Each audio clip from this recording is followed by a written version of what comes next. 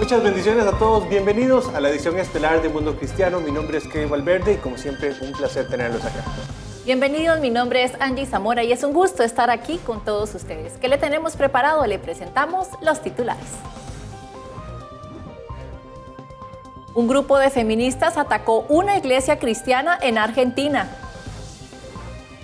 El reconocido cantante Daddy Yankee predicó en una iglesia en Puerto Rico. Todos los detalles en esta edición. Y una nueva película cristiana busca dejar un buen mensaje, pero lleno de comedia. Estuvimos en la premier en Costa Rica. Vamos a comenzar hablando de política porque el presidente Joe Biden y el expresidente de Estados Unidos Donald Trump ganaron las primarias en sus partidos en Georgia, Mississippi y Hawái el martes. Y Trump prevaleció en las primarias de los estados de Washington, dándole a los dos candidatos la nominación oficial para las elecciones del 2024. Con esto inicia una revancha que no había ocurrido desde hace mucho tiempo, dándole a cada uno la cantidad suficiente de delegados. Las encuestas muestran que el 38% del público aprueba el desempeño de Biden en el cargo, mientras que el 61% lo desaprueba. Una iglesia en Argentina fue víctima de actos de vandalismo y de violencia en la celebración del Día Internacional de la Mujer.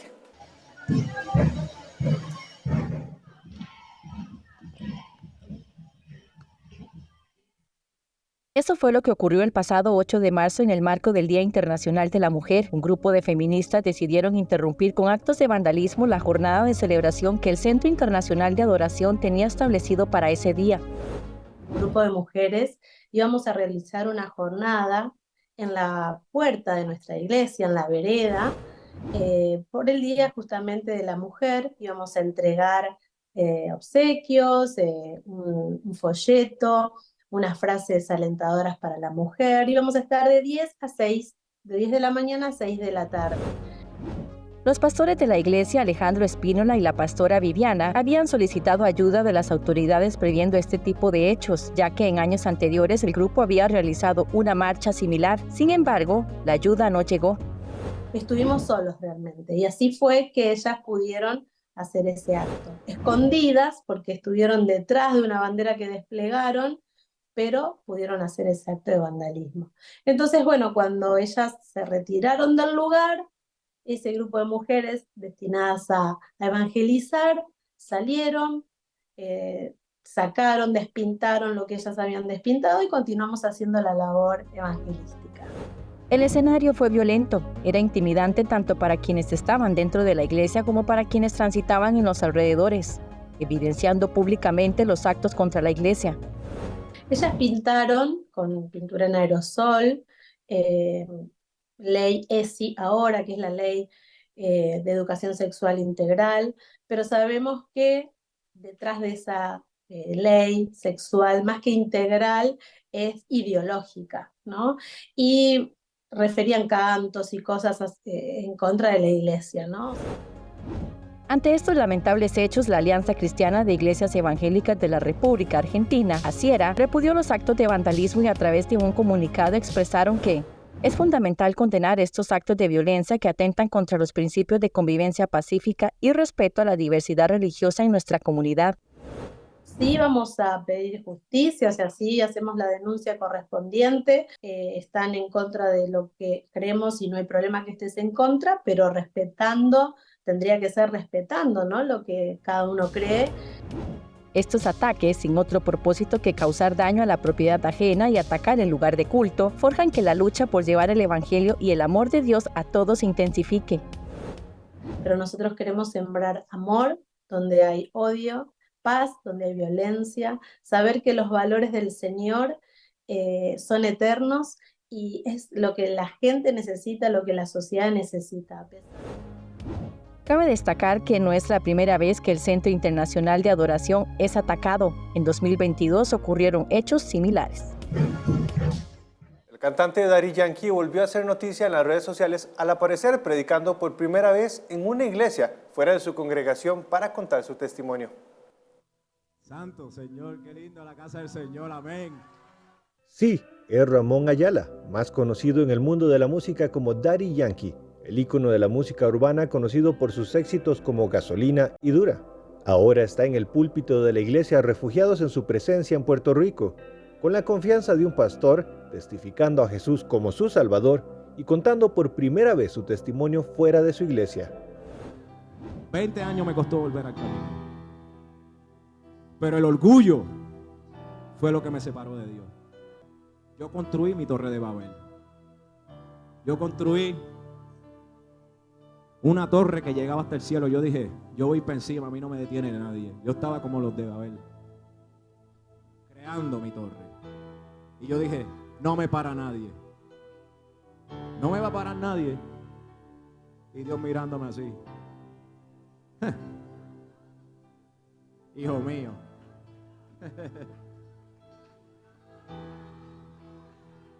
Hijo mío, yo sé lo que yo deposité en ti. Dios quebrantó ese orgullo a través de un problema de salud y eso le enseñó a ser dependiente de la fe. Yo sé lo que es la muerte. Y yo sé lo que es estar en una camilla, en un hospital, en el borde de la muerte también.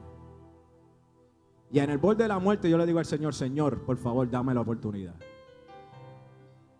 Si tú me revives, Señor, y me ayudas, y no me dejas morir, te voy a servir. Y Dios lo levantó. Así en septiembre del 2016 le entregó su vida a Cristo, aunque según contó en la iglesia, esto era solo el comienzo de un largo proceso. Pero así mismo sigo batallando con eso. Y yo le decía, Señor, dame la oportunidad. Y así mismo sigo batallando con la enfermedad de la hipertensión, el azúcar. No sabía qué hacer, la hipertensión. Y yo dije, como Dios doblegó mi orgullo. Es que si no lo hacía de esa manera y me ponía ese aguijón, no iba a mirarlo. No iba a prestarle la atención. Porque Él me dijo, tienes que aprender a depender de mí. El cantante enfatizó que aún teniendo toda su fama y dinero, nada lo pudo llenar hasta que Dios llegó a su vida. Y luego, a modo de prédica, compartió una serie de versículos que acuerpaban su testimonio. Su historia de fe se hizo viral en diciembre del año pasado, cuando en el último concierto de su tour, anunció que dejaría su carrera para servirle a Cristo. Desde entonces ha usado sus redes sociales para compartir la palabra de Dios y anunciar su nueva vida. Y así mismo, yo escuché su voz para estar con ustedes esta mañana y poder decirles que la mejor decisión que he tomado en mi vida es haber aceptado al Señor como mi único Salvador. Santo poderoso. Y los amantes del cine cristiano tienen una muy buena opción para disfrutar estos días. Le contamos de qué se trata al volver de la pausa. La mejor noticia es que aunque la vida tiene momentos duros, fui la vergüenza de Las Vegas. La más grande vergüenza que alguien haya pasado en Las Vegas es Olga Briskin cuando Juan Gabriel la planta. Siempre puede mejorar. Entonces Dios no solamente me salvó la vida, sino que me libró de la cárcel. Solo hay que decidirse por el camino correcto. Cuando no quieres tu vida y empiezas a entregar tu vida por otras personas, ahí es en donde te das cuenta que vale la pena vivir. Lo que puede suplir Dios, nadie en este mundo lo puede suplir. De rodillas y le dije, Señor, si me dejas salir de aquí un día, yo te prometo que me voy a dedicar a ti y voy a dedicarme a la música, que es lo que tú me has dado. Conéctate a Vive Más y experimenta las historias de personas que descubrieron que vivir es mucho más que existir. El amor humano sin Dios no es suficiente para que una relación perdure. Búscanos como Vive Más TV en Facebook y llénate de vida. Continuamos con más de Mundo Cristiano. Nosotros, los de la Fe, es una nueva película cristiana con un género un poco común. Una divertida comedia que apuesta por un mensaje de unión familiar y del amor al prójimo en medio de risas. Nos encontramos en la premier de la nueva película cristiana comedia Nosotros los de la Fe, una película que apuesta con un mensaje muy positivo y que próximamente será estrenada tanto en Latinoamérica como en Puerto Rico. En un evento cargado de pastores, jóvenes, familias y niños se llevó a cabo la premier de la película Nosotros los de la Fe, una divertida comedia sobre la vida de una familia cristiana a lo largo de 20 años y su anhelo por hacer la voluntad de Dios. Parte del público que asistió a la premier estaba a la expectativa, al ser una película cristiana con un género muy diferente. Para mí, esta producción se las trae. He visto los prólogos, he visto un avance de 15 minutos y me pareció una muy buena producción y espero que sigan haciendo de este tipo de películas para todos nosotros que nos gusta reírnos de vez en cuando. La comedia es dirigida por Julio Román y producida por Leobardo Cisneros. Fue escrita por el propio Román y el productor Arturo Allen, quien se mostró muy satisfecho con la respuesta del público. El recibimiento que nos dieron, los comentarios, todo. Así que estamos felices y gracias a Dios por esta experiencia que pudimos tener hoy aquí. El evento contó con la participación de Gianfranco Apostolo, el protagonista principal que interpreta a Josué, un joven pastor que sigue el legado de su padre. Más que agradecerles, esperemos que esta película también en esta Tierra Santa haga muchísimo, que debe impactar el corazón de muchos hermanos, muchas familias, porque es el objetivo principal.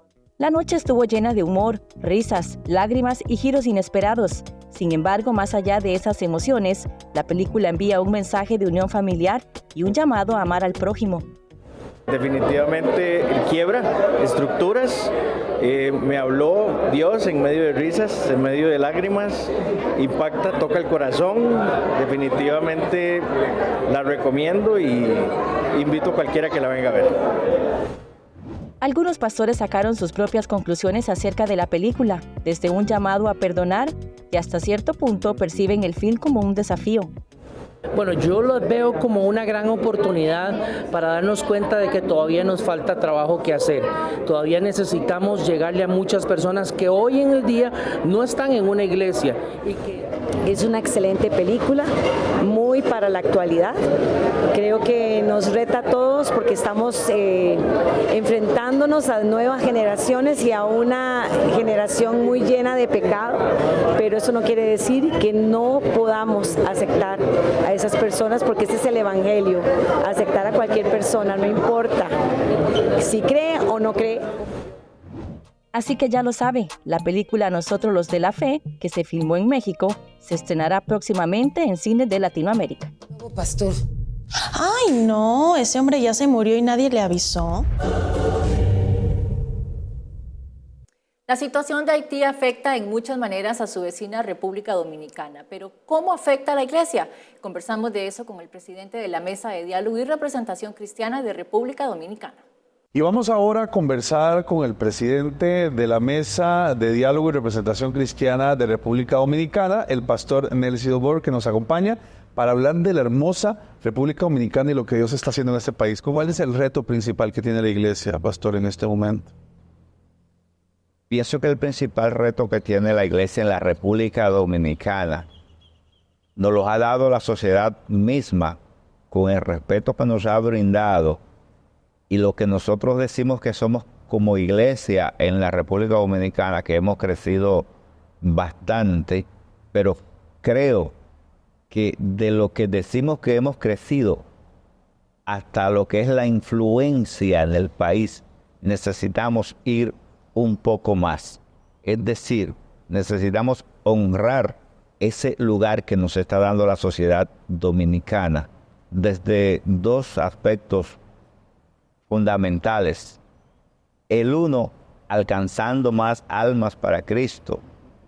Y el dos, siendo más influyente en la sociedad y haciendo un mayor trabajo de penetración en el área social. Y de esa manera, entonces estaríamos honrando mejor ese lugar que la sociedad dominicana nos ha ofrecido. La migración haitiana, ¿qué tanto afecta a la iglesia y también en el tema de sus prácticas, por ejemplo, de las formas en las que viven muchos de ellos? ¿Qué tanto impacta la sociedad haitiana? ¿Finalmente se puede estar permeando de esto? Es un tema complejo. Yo no te diría que la migración haitiana afecte a la iglesia en lo que tenga que ver con su crecimiento o con su desempeño. Sin embargo, la diferencia cultural, la diferencia idiomática, la diferencia en términos religiosos, nos lleva a que en la República Dominicana hay una gran cantidad de iglesias haitianas. O sea, incluso tenemos organizaciones que funcionan allá como, podríamos decir, como concilios. Porque cristianos.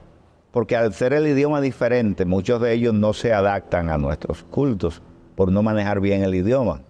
Igual nosotros con ellos. Entonces, hay organizaciones y hay una gran cantidad de iglesias haitianas allá. Pero convivimos de manera pacífica, porque contrario a lo que se ve desde afuera, aunque las relaciones Haití-República Dominicana históricamente han sido muy accidentadas, pero en términos llanos, en términos de calle, en términos común, haitianos y dominicanos nos tratamos sin mayores inconvenientes. Así que el evangelio se predica entre haitianos y dominicanos de manera libre. O sea, hay muchos haitianos que pertenecen a iglesias dominicanas, pero hay una gran cantidad de iglesias netamente haitianas donde ellos hacen toda su liturgia, toda su prédica a su estilo, porque la migración es muy fuerte. Claro, es enorme. Y no solo cristianos migran, hay otras prácticas religiosas no cercanas a nuestra fe judeocristiana. ¿Eso hay alguna afectación en el pueblo dominicano? Eso pudiera afectar en manera alguna en términos sociales, no necesariamente en términos de iglesia, porque los que se convierten, como te explicaba, tienen muchas iglesias donde ellos hacen la liturgia a su estilo, y los que se convierten en iglesias dominicanas, pues se ajustan a las iglesias dominicanas. Ahora, en términos sociales, sí hemos tenido episodios donde hasta la policía ha tenido que intervenir porque sus celebraciones resultan a veces un poco conflictivas, pero son celebraciones que no afectan el desempeño de las iglesias evangélicas. Así es. Placer conocerte y placer haber hablado contigo. Gracias, hermano. Para mí el gusto de haber hablado contigo y con todos los que van a ver esta entrevista. Muchísimas gracias. Era el pastor Nelson Bor que nos acompañaba. Él es representante de la Iglesia Evangélica en la República Dominicana. Continuamos con más de Mundo Cristiano. En un gran gesto de apoyo, parlamentarios de distintos países visitaron Israel y mostraron su solidaridad. Les contamos los detalles al volver de la pausa. Lo que sucede en el mundo es importante para nosotros. Si la sociedad se afecta, la iglesia también. Queremos estar cerca suyo con nuestras noticias, porque usted necesita estar informado. Acompáñame, soy Angie Zamora y esto es Mundo Cristiano. Mundo Cristiano se renueva, se refresca, pero su esencia sigue intacta. Seguimos a su lado con más información, más cerca y con más conectividad. Nuestra misión como periodistas es informarle con las últimas noticias de gran impacto para la Iglesia del mundo. Acompáñeme, soy Jonathan Villarreal, director de Mundo Cristiano. Y gracias por continuar con más de Mundo Cristiano. A continuación, una actualización sobre la guerra en Israel. En un discurso sobre el Estado de la Unión, el presidente Biden responsabilizó a Israel de proteger a los gazatíes. Israel tiene una carga añadida, porque Hamás se esconde y opera entre la población civil como cobardes, bajo hospitales, guarderías y demás. Pero Israel también tiene la responsabilidad fundamental de proteger a los civiles inocentes de Gaza. Para aumentar la ayuda humanitaria a Gaza, la administración anunció planes para construir un muelle en Gaza. El senador Marco Rubio rechazó esta idea en Fox News. La única gente sobre el terreno con alguna organización para distribuir cosas es Hamás. Así que, en esencia, ¿puede garantizar que vamos a pasar por todos estos problemas para poner vidas estadounidenses en peligro solo para que la ayuda pueda ser distribuida a Hamás, que a su vez la controlará como lo ha controlado todo? Y Hamás no tiene historia, ninguna en absoluto, de ayudar a civiles o personas. Rubio dice que la forma más rápida de llevar ayuda a Gaza es derrotando a Hamás. Es el objetivo que el primer ministro israelí Benjamín Netanyahu prometió a los soldados de la FDI en una ceremonia de graduación, diciendo que Israel tenía que acabar con el último bastión de Hamás en Rafah. Quien nos diga que no operemos en Rafah nos está diciendo que perdamos la guerra, y eso no ocurrirá. La presión internacional existe y va en aumento. Pero es precisamente cuando aumenta la presión internacional cuando debemos cerrar filas entre nosotros. Debemos permanecer unidos contra los intentos de detener la guerra. Esto es lo que dice el salmista. Quien adiestra mis manos para la guerra, mis dedos para la batalla. Pero hoy tenemos un objetivo claro: lograr la victoria total en la guerra. En lo que sería una medida importante, la administración Biden parece estar considerando restringir el uso de municiones estadounidenses si Israel lanza una operación militar en Rafah. David Ignatius del Washington Post cita al ex embajador de Estados Unidos en Israel, Martin Indyk. Si Israel lanza una ofensiva en Rafah sin proteger adecuadamente a la población civil desplazada, podría precipitar una crisis sin precedentes en las relaciones entre Estados Unidos e Israel,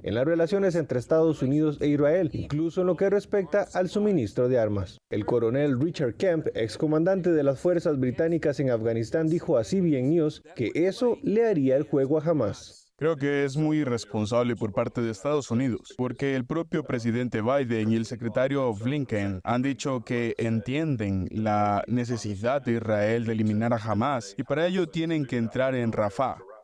Si no destruyen a Hamás en Rafah, efectivamente Hamás habrá sobrevivido y habrá ganado la guerra. Declararán la victoria. Seguirán siendo una gran amenaza para Israel. Mientras tanto, el jefe de Hamás, Yahya Sinwar, está retrasando las negociaciones para un alto al fuego y la liberación de los rehenes restantes. El Wall Street Journal informa que Sinwar cree que Hamás tiene las de ganar en las conversaciones debido a las divisiones entre el gobierno de guerra israelí y las divisiones entre Estados Unidos e Israel. Por eso exige un alto al fuego permanente y la retirada desde todas las fuerzas israelíes de Gaza, condiciones que Israel no aceptará. En una poderosa demostración de solidaridad internacional, miembros de parlamentos de más de 20 naciones se reunieron recientemente en el corazón de Kfar Aza, en Israel, para presenciar de primera mano la devastación provocada por el ataque de Hamás el 7 de octubre. Organizada por Josh Reinstein, presidente de la Fundación de Aliados de Israel, esta visita marcó la reunión más grande de parlamentarios internacionales en Israel desde el trágico día.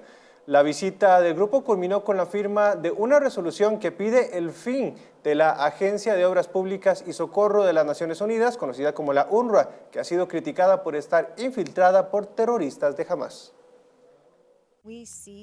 Cuando vemos una negación tan masiva en las redes sociales y en los principales medios de comunicación sobre lo que realmente sucedió aquí, aquellos representantes que vinieron aquí para ver con sus propios ojos lo que hemos experimentado, una de las peores carnicerías que Israel haya experimentado en su historia. Es crítico. Ven la evidencia. Lo sienten, lo ven y nadie lo puede negar. Estamos luchando aquí. No es una guerra territorial. Esta no es una guerra ruso-ucraniana. Esta es una guerra contra nuestros valores. Esta es una guerra contra el Islam radical. Quiero decir que tenían su territorio. No pelearon por eso. Están luchando por la aniquilación completa del Estado de Israel y masacrando a todos los judíos vivos. El Maratón de Jerusalén conmemora el Día Internacional de la Mujer y sensibiliza sobre las personas que siguen cautivas en Gaza. El mundo ha guardado silencio sobre los ataques sexuales perpetrados por Hamás contra mujeres y otras personas el 7 de octubre y los rehenes siguen sufriendo.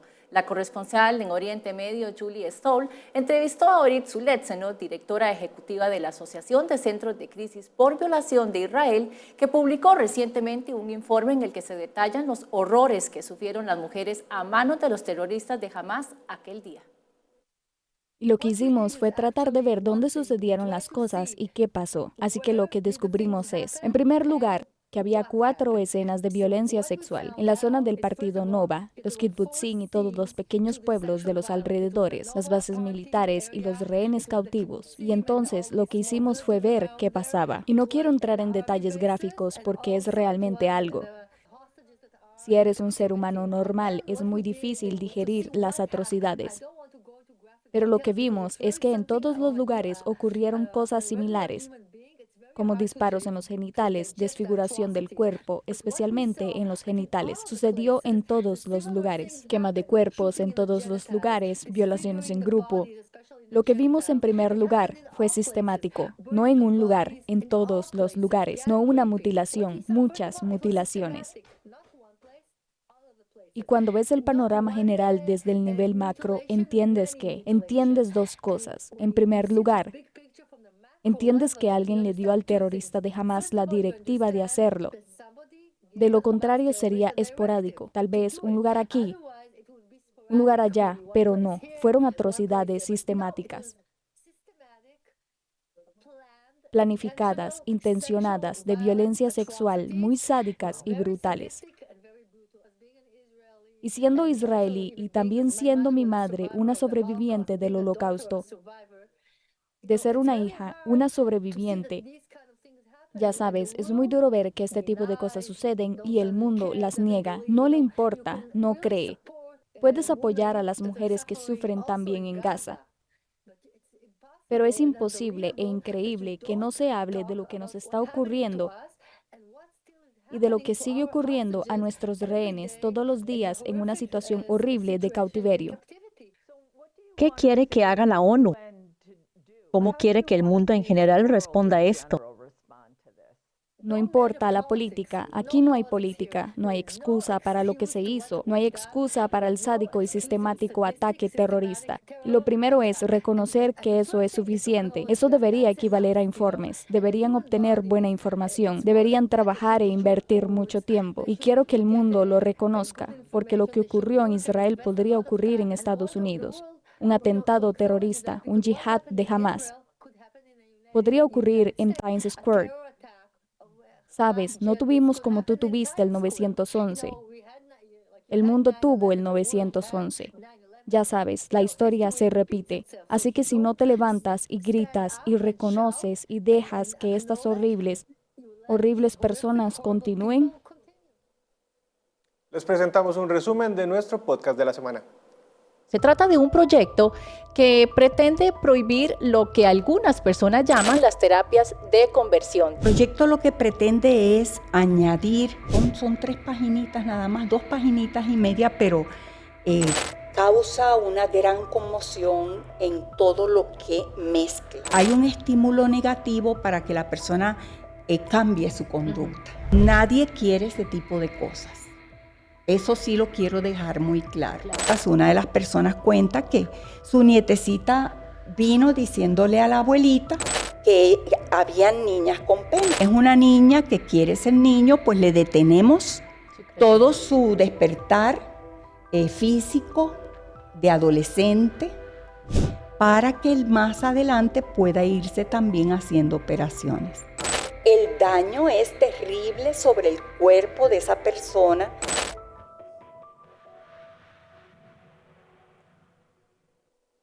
Llegamos al final del programa, que el Señor los bendiga.